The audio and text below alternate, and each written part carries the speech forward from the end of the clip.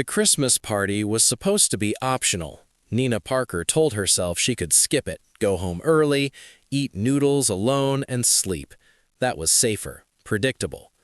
But after a year of working late, staying invisible, and saying no to every social invitation, she convinced herself that one night of appearing normal would not hurt. She was wrong.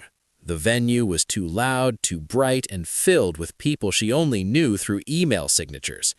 Holiday music echoed off rented walls. Glasses clinked constantly. Laughter came easy for people who felt like they belonged. Nina did not. She stood near the edge of the room, nursing a drink she barely tasted.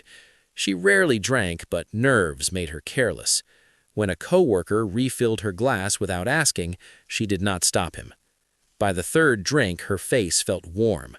Her laugh came too quickly. She told a story that was not funny and laughed anyway. She knocked into a table and spilled wine down the front of her dress. She heard the whispers before she saw the looks. Is she okay? That's embarrassing. Isn't she on the finance team? Shame settled in her stomach, heavy and sharp. Nina escaped to the hallway, heart racing, hands shaking as she tried to clean the stain with paper towels. She avoided the bathroom mirrors. She already knew how she looked. When the party ended, snow dusted the sidewalks outside. People left in groups, coats buttoned, laughter trailing behind them. Nina stood alone under the awning, refreshing a ride app that refused to load.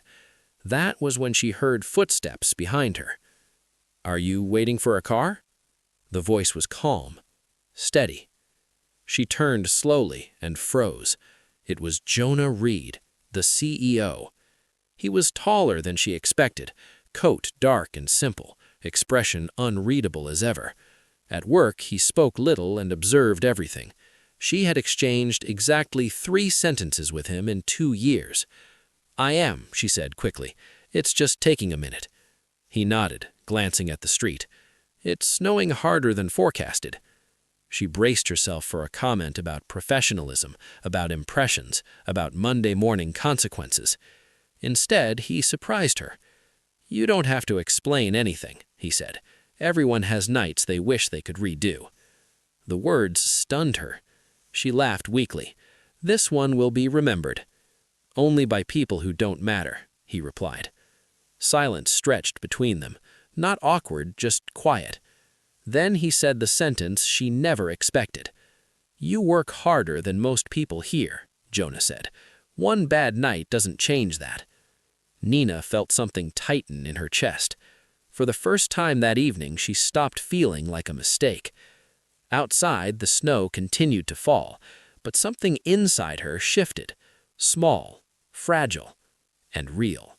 The next Monday arrived with a weight Nina could not shake. She walked into the office early, hoping to avoid eye contact, but whispers still followed her down the hallway. Not loud, not cruel, just enough to remind her that people remembered. She focused on her screen, numbers blurring together, replaying the CEO's words from Friday night. They felt unreal now, like something imagined in the cold. Jonah Reed did not mention the party. During the morning meeting, he treated her exactly the same as before, professional, distant, fair. If anything, he avoided looking at her at all. Part of her was relieved. Another part felt oddly disappointed. But later that afternoon, an email appeared in her inbox. Subject: quick question. Her heart jumped before she opened it. He asked about a report she had submitted weeks ago, a small detail, nothing personal. Still, he signed it with his name instead of his title. Jonah. The interaction should have meant nothing, but it followed her home, followed her into sleep. Over the next few days, things changed quietly, not in obvious ways, not in ways anyone could gossip about, but Jonah started asking for her input more often. He listened when she spoke, really listened. Others noticed. "Since when does he care what we think?" someone joked during lunch. Nina said nothing. She was careful, painfully careful. She stayed late to avoid being seen leaving at the same time as him. She avoided conversations that lingered too long. Kindness felt dangerous when you were used to being overlooked. One evening, as she packed her bag, Jonah appeared beside her desk. "Are you heading out?" he asked. She nodded. "Yes." "Good," he said. "You should." Then, after a pause, "About Friday, I hope you didn't think I was minimizing what you felt." She looked up, surprised. "I didn't," she said honestly. "I just didn't expect it." He gave a small, almost tired smile. "Neither did I." That was all, but it was enough to keep her awake that night, staring at the ceiling, wondering why his words mattered so much. The crisis hit in early January. A major client account was suddenly at risk after an internal forecasting error. Panic spread through the department. Managers blamed each other. Meetings dragged late into the night. Nina saw the problem immediately. She had noticed the discrepancy months ago, but assumed someone senior would catch it. They hadn't. This time, she spoke up. Her voice shook as she explained the mistake and proposed a solution. The room went quiet. Jonah leaned forward, eyes sharp. Why wasn't this flagged earlier? The question felt like a blade. "Because I didn't think it was my place," Nina said softly. The room shifted.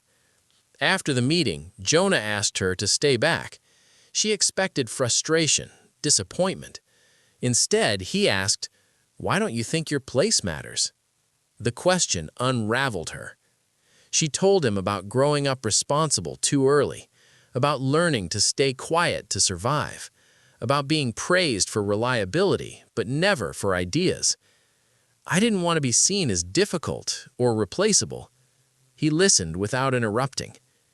Being invisible doesn't protect you. It only costs you. The solution she proposed worked. The account was saved. Recognition followed. Not loudly, not publicly, but Jonah made sure her contribution was documented. For the first time, Nina felt seen for her mind, not her mistakes. Success brought attention, and attention brought resentment.